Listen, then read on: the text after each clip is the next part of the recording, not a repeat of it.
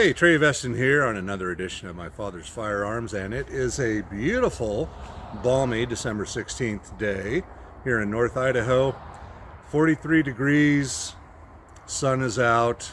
As always, we've got about an hour and a half daylight because I work swing shift, so I sleep until noon. So there you go. Today, we're going to shoot a very unique firearm. It is a Ruger number 1 chambered in 375 H&H mag. Or is it? We'll see. So this firearm has a unique backstory in that it has no backstory, and I have no idea what's going on with it.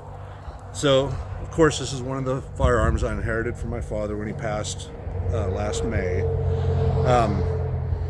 It's a Ruger number 1 that's obviously been customized. It's got some beautiful wood on it. This lighter forend doesn't quite match the buttstock, which is kind of odd because it's obviously, this is aftermarket with the Widow's Peak cap here.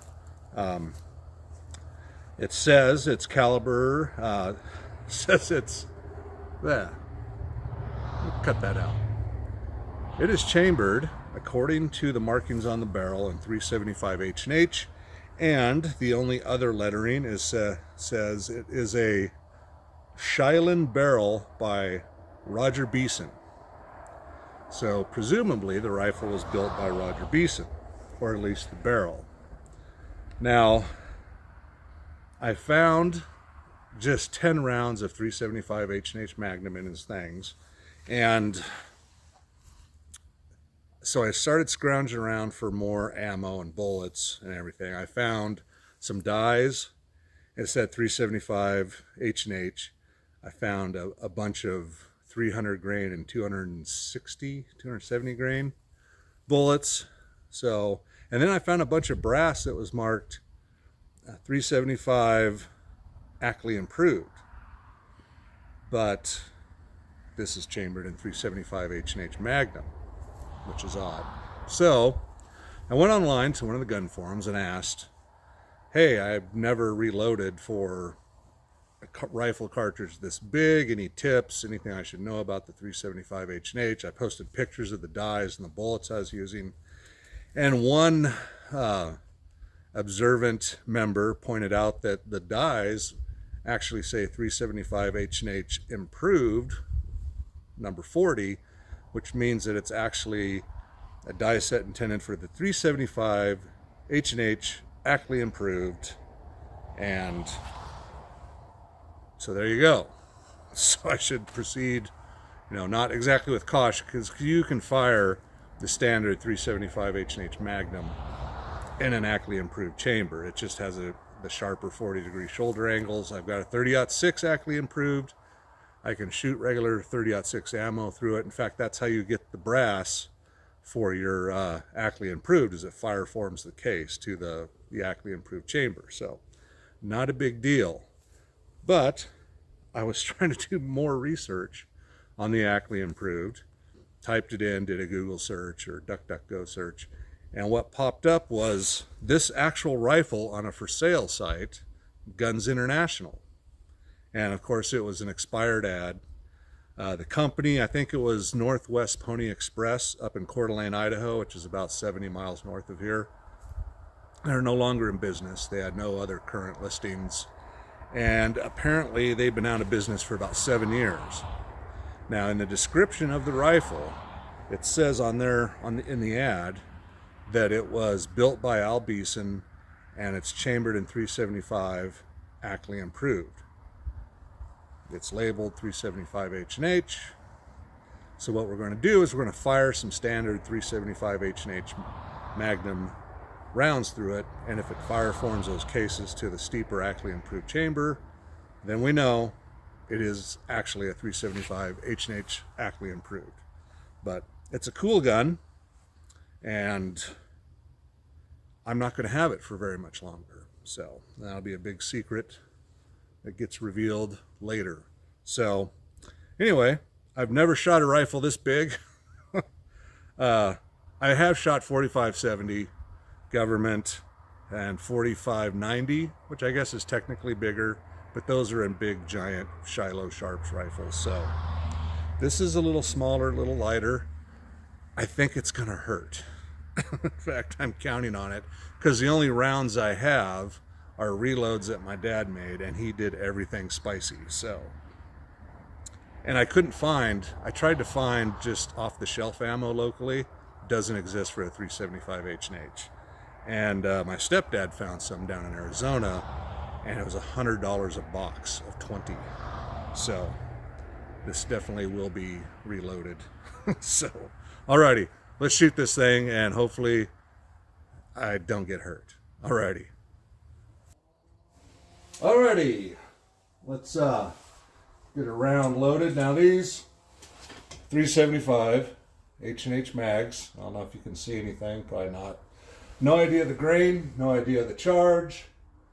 Just know there's a 375 H&H mag and an unmarked box of bullets. So yes, a little sketchy. Talking about a belted Magnum rifle. Okay. And not really going for accuracy, so we're just going to shoot at the 55-yard mark. Really what we're trying to do is just establish what it's like to shoot an African big game rifle. Okay, 55 yards, open sights.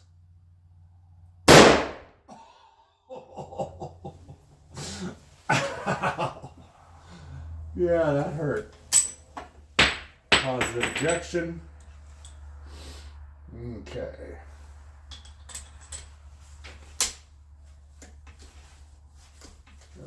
What's going on? What's going on, buddy? Why did that not? I'm a little freaked out now. There we go. That one had a little too much corrosion on it, apparently.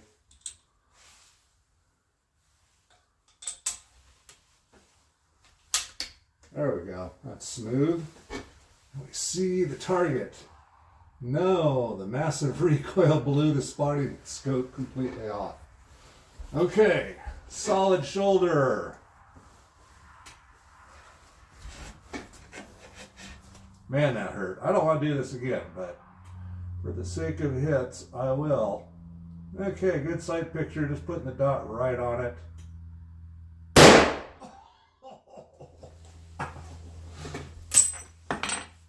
Okay. Okay, third shot. That's all I'm going to do is 3 shots. Oh, that is punishing. That, like, it knocks the wind out of you. I mean, I'm 300 pounds, and this thing kicks my butt. Okay.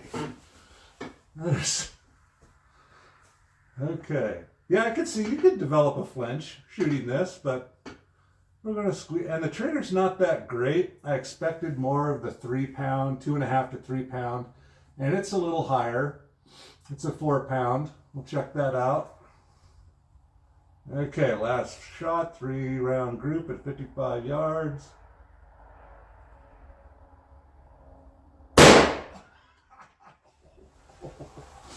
Okay. Alrighty. Alright, that's it. That's enough pain for a day. Okay.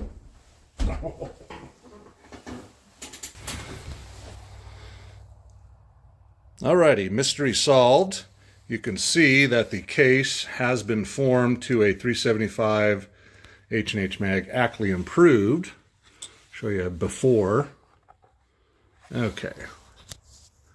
So the cartridge on the right is a standard 375 H&H Mag case. The shoulder has, I don't know what the degree of the shoulder is, but the Ackley Improved actually steepens that shoulder and adds a little bit extra powder capacity.